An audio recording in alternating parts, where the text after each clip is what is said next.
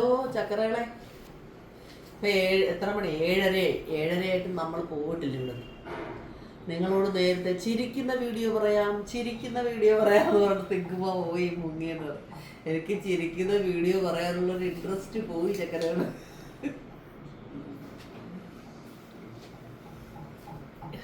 അച്ചാറിന് ഓർഡർ ഉണ്ടായിരുന്നു, അതുകൊണ്ട് അതിപ്പം എല്ലാം വറുത്ത് സെറ്റാക്കുമായിരുന്നു. നാളെ രാവിലെ ഇനി അച്ചാറിടണം. അപ്പോൾ ഒരു പണി, വലിയൊരു പണി ഒഴിവാക്കി നിൽക്കുമായിരുന്നു. അതുകൊണ്ട് ഇത്ര സമയം 7:30. അപ്പോൾ നമ്മൾ എന്ത് പറയണം നിങ്ങളോട്? ഞാൻ എന്തോ ഒരു നല്ല കാര്യം ഉണ്ടായിരുന്നു. അയ്യോ, ഇന്നലെ ഒരു സംഭവം ഉണ്ടായേ. അയ്യോ, അമ്മ പറഞ്ഞില്ലല്ലേ അമ്മുക്കുട്ട. ഇന്നലെ ഞാനും ബോബനുമായിട്ട് ഈ പോകുന്ന വഴിക്ക് ഒരു സംഭവം ഉണ്ടായിട്ട് ചക്കരകളെ. ഞങ്ങള് ഇവിടുന്ന് അങ്ങോട്ട് പോയിട്ട് ഒരു സൂപ്പർ മാർക്കറ്റിൽ സാധനം മേടിക്കണമായിരുന്നു.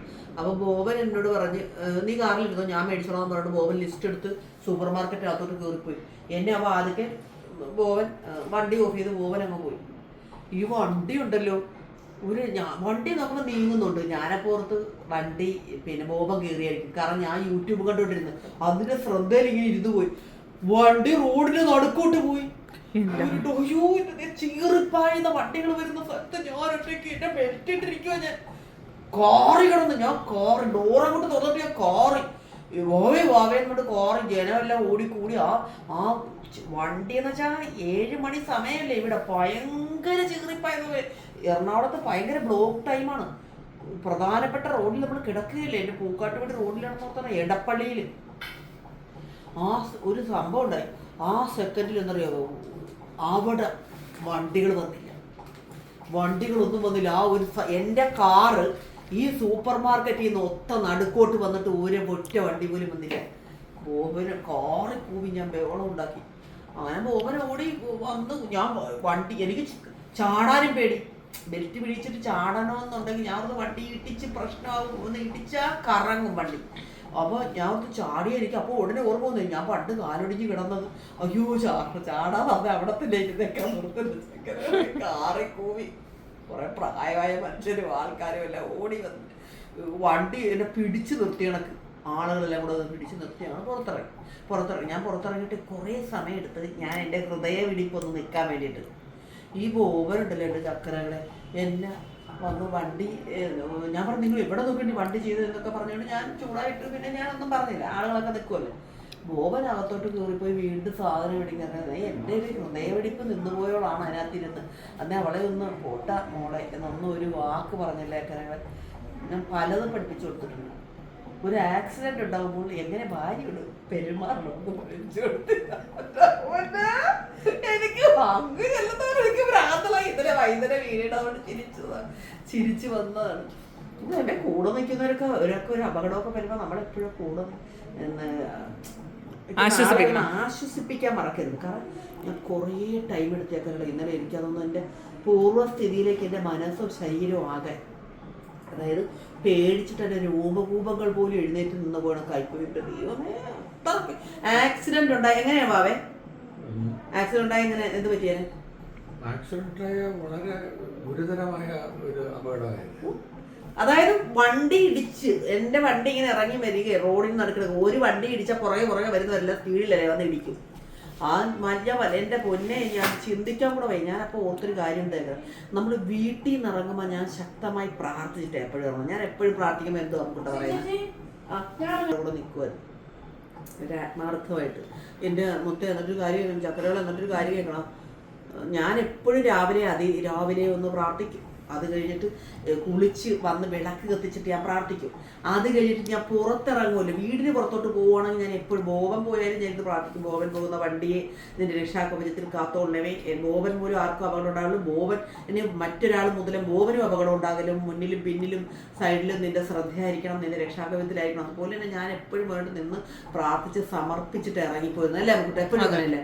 എൻ്റെ വീട്ടിൽ നിന്ന് ആര് യാത്ര പുറപ്പെട്ടാലും ഞാൻ അങ്ങനെ പറയും. പക്ഷെ അങ്ങനെ പ്രാർത്ഥിച്ചതിൻ്റെ ഒരു ശക്തി കൊണ്ടായിരിക്കാം എന്ന് ഞാൻ അങ്ങനെയാണ് വിശ്വസിക്കുന്നത്. ചക്കരകളെ, ഒരു പോറല് പോലും കേൾക്കാതെ ഞാൻ എൻ്റെ വണ്ടി വന്ന് ആരും മുട്ടാൻ ഇടയാക്കിയില്ല. അമ്മുക്കുട്ട, നീ കൊണ്ടിരുന്ന കാറിയനെ പോലെ പപ്പ ഓഫ് ചെയ്തിട്ടാന്ന് എനിക്കൊരു സംശയം ഇപ്പൊ തോന്നുന്നത്. ഹാൻഡ് ബ്രേക്ക് ഇട്ട വണ്ടി നീങ്ങിപ്പോയെന്ന് പറയുമ്പോഴേ ചക്കര അതും വണ്ടിയൊന്നും ഒരു പക്ഷേ ഒരാൾ കാര്യം കൂടെ ഇതിനകത്ത് പറയാനുള്ള കാര്യം, കഴിഞ്ഞ ദിവസം ഞാനൊരു സ്വപ്നം കാണുകയാണ്. ഞാൻ ബോബൻ എവിടെയോ എന്നെ വണ്ടി എടുത്തിട്ട് പോയി വണ്ടി നീങ്ങിപ്പോണെന്ന്. എൻ്റെ ദൈവമേ, ഞാൻ കണ്ട സ്വപ്നമാണ്. ഒരു 2 ആഴ്ച മുമ്പിൽ ഞാൻ കണ്ട സ്വപ്നമാണ്. എൻ്റെ ദൈവം അപ്പോഴും ബോബൻ വണ്ടിയിൽ നിന്ന് ഇറങ്ങിയപ്പോൾ എൻ്റെ എന്നോട് പറയുന്നുണ്ടായിരുന്നു, ഒന്ന് സൂക്ഷിച്ചോ. എൻ്റെ ദൈവമേ, ഇത് നമ്മുടെ മനസ്സ് നമ്മൾ പ്രാർത്ഥിക്കുകയൊക്കെ ചെയ്യുന്നല്ലോ, അല്ലെങ്കിൽ നമ്മുടെ ഉപബോധ മനസ്സ് നമ്മളോട് ചില കാര്യങ്ങൾ പറഞ്ഞു തരും. ഇതുപോലെ ഞാൻ പണ്ട് മുമ്പ് പറഞ്ഞിട്ടുണ്ടോയെന്ന് എനിക്കറിയത്തില്ല. എൻ്റെ എക്സ് ഹസ്ബൻഡില്ലേ, കേട്ടോണം നിങ്ങൾ, ഞാൻ എൻ്റെ അമ്മ മരിച്ചു പോയി അതിരാവിലെ സ്വപ്നം കണ്ടു. എനിക്ക് സ്വപ്നത്തിൽ അതൊരു പിന്നെ ഒരു വിശ്വാസം, സ്വപ്നം കണ്ടേ. ഞാനപ്പോൾ എൻ്റെ അമ്മ മരിച്ചു പോയത് ഞാൻ ഓടി. എൻ്റെ വെളുപ്പാങ്കാലത്ത് എൻ്റെ അമ്മ എടുത്തിട്ട് ഞാൻ ഓടിച്ചെന്നപ്പോൾ അമ്മ പറഞ്ഞു, എന്താണ് അമ്മ രാവിലെ ഹോട്ടലെടുത്തു, അമ്മ രാവിലെ ഇങ്ങനെ പാലപ്പിച്ചിട്ടുണ്ടെങ്കിൽ എന്താ നമ്മളെ രാവിലെ. ഞാൻ പറഞ്ഞു, എൻ്റെ അമ്മ ഞാൻ ഒരു സംഭവം ഉണ്ടെന്ന് പറഞ്ഞു, അമ്മ മരിച്ചു പോയി ഞാൻ സ്വപ്നം കണ്ടെന്ന് പറഞ്ഞു. എനിക്ക് അമ്മയെ കണ്ടപ്പോൾ ഒരു ആശ്വാസമായി. എന്താ പറഞ്ഞാൽ അമ്മ ഭയങ്കര സങ്കടം വന്നു. ഞാനവിടെ കുറയുന്ന ആ സ്വപ്നത്തിൽ അമ്മ വെള്ളത്തിൽ പോയി മരിച്ചിട്ട് ഞാനിങ്ങനെ പൊക്കിയെടുക്കുന്നതായിട്ടാണ് ഞാൻ കണ്ടത്. ഞാനവിടെ ഇരിക്കുമ്പോൾ എക്സ് ഹസ്ബൻഡ് ഓടി വരുന്നു. ഇങ്ങനെ 9 മണിയാകുമ്പോഴേ എഴുന്നേക്കത്തുള്ളൂ. ഇങ്ങനെ എന്താണ് എൻ്റെ പുറകെ ഓടി വരുന്നത്. ഞാൻ ഒഴിച്ചു, എന്താണെന്നറിയാമോ, എൻ്റെ അമ്മ വെള്ളത്തിൽ പോയി മരിച്ചത് പറഞ്ഞു. ഞാൻ പറഞ്ഞു, അങ്ങേറെ അമ്മ മരിച്ചത് എൻ്റെ പൊന്നെ. ഞാൻ ഇങ്ങനെ സ്ട്രൈക്കായിപ്പോയി.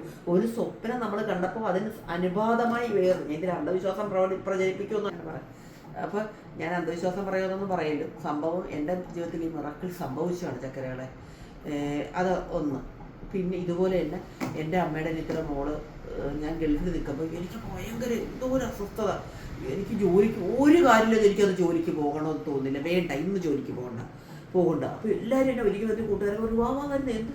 ഞാൻ പറഞ്ഞു, ഇന്ന് ഞാൻ ലീവ് എടുക്കുക, എനിക്കിന്ന് പോകാൻ തോന്നുന്നു. ഒരു കാര്യമില്ലാതെ എനിക്കെന്തോ മാനസിക ബുദ്ധിമുട്ട്. ഞാൻ കട്ടിലേക്ക് കിടന്നിട്ട് ഉറക്കവും വരുന്നത് തിരിഞ്ഞു പറഞ്ഞ് എനിക്ക് എന്തോ ഒരു സങ്കടം, ഒരു ബുദ്ധിമുട്ടൊക്കെ.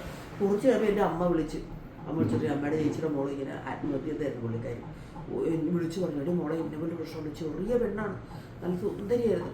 അപ്പോൾ ഞാൻ എന്തിനും ഹസ്ബൻഡിൻ്റെ എന്തോ പ്രശ്നം ഉണ്ടായിട്ട് ഇങ്ങനെ ചെയ്തു പുള്ളിക്കാരി. അപ്പോൾ ഞാൻ അയ്യടന്നപ്പോൾ ഞാൻ അന്ന് അവധിയെടുത്ത് അവിടെ നിന്നത്. അല്ലെ ആ ഒരു സംഭവം നടക്കുമ്പോൾ എന്തോ എനിക്ക് ഇങ്ങനെ തോന്നിയായിരിക്കും. ഇതുപോലെ വേറൊരു സംഭവം കൂടെ പറഞ്ഞേക്കല്ല. ഇതുപോലെ ഞങ്ങളുടെ അച്ഛൻ്റെ അനിയൻ്റെ മോൻ ഇങ്ങനെ ഇതിൽ മരിച്ചു കഴിഞ്ഞിട്ട് ഞാനിങ്ങനെ സ്വപ്നം കാണുവാണ്. ഞാൻ അമ്മയോട് പറഞ്ഞു, എൻ്റെ അമ്മയോട് അമ്മ ആരോ നമ്മുടെ വീട്ടിൽ ബന്ധുക്കളോ റിലേഷനോ മരിക്കാൻ പോകുന്നുണ്ട് അല്ലേ അമ്മ. ഞാൻ പറഞ്ഞു, ആരോ മരിക്കാൻ പോകുന്നത്, ചെറുപ്പക്കാരാ മരിക്കാൻ പോകുന്നത്. എൻ്റെ മനസ്സങ്ങനെ പറയുന്നമ്മയെന്ന് പറഞ്ഞ് ആരായിരിക്കും, ദൈവമേ ഈശ്വരാട്ടെ എല്ലാവരെയും ഞാനിങ്ങനെ വിഭാജിച്ച് ചെയ്യുമ്പോൾ അവർ മരിക്കല്ലേ ഇവർ മരിക്കല്ലേ ഇങ്ങനെ മനസ്സിൽ പറയുക. മനസ്സിൽ പോലും എനിക്ക് അമ്മയുടെ ആൾക്കാരൊക്കെ ആയിട്ടല്ലേ ഭയങ്കര ടൈംസ് ഉള്ളൂ. അപ്പം അവരിവര് ദൈവമേ ആരായിരിക്കും ഭഗവാൻ ഇങ്ങനെ ചിന്തിച്ചിട്ടുണ്ട്. അപ്പുറം കുറച്ച് പേപ്പോൾ എൻ്റെ അടുത്ത് അമ്മ ചോദിച്ചു, മോനെ ഇന്ന ആള് മരിച്ചെന്ന് പറഞ്ഞു. ഞാൻ ഞെട്ടിപ്പോയി. അച്ഛൻ്റെ അയ്യൻ്റെ മോൻ ഞാൻ സത്യമായിട്ട് ഞാൻ ഞെട്ടിപ്പോയി. ഇങ്ങനെയൊക്കെ കുറേ സംഭവങ്ങളുണ്ട് കേട്ടോ. ഇങ്ങനെ നമ്മൾ അവിചാരിതമായി ചിന്തിക്കാത്ത പല കാര്യങ്ങളും. ഇന്നലെ ഞാൻ ഓർത്തറിയായിരുന്നു. ഇതിനെയാണ് ഇൻഡ്യൂഷൻ, അതാ നിമിത്തങ്ങൾ എന്നൊക്കെ പറയുന്നത്. നേരത്തെ നമ്മുടെ മനസ്സ് നമ്മളോട് പറഞ്ഞു തരികയാണ്. നമ്മളിങ്ങനെ ജപവും പ്രാർത്ഥനയും കൂടുതൽ ആത്മീയ കാര്യങ്ങളിലൊക്കെ ഇരിക്കുന്നു. ഈ അമ്മൂനെ കാണാതെ പോകും ചില ദിവസം പണ്ട് ചെറുതിലെ എങ്ങനെയാണെന്നറിയാം, അമ്മു അപ്പുറം വീട്ടിലൊക്കെ പോയി കളിച്ചിട്ട് വല്ല ബക്കറ്റിലൊക്കെ കയറി കാത്തിരിക്കും. എന്നിട്ട് അവിടെ കിടന്ന് ഉറങ്ങിപ്പോകും. നാടൻ പ്രദേശമല്ലേ.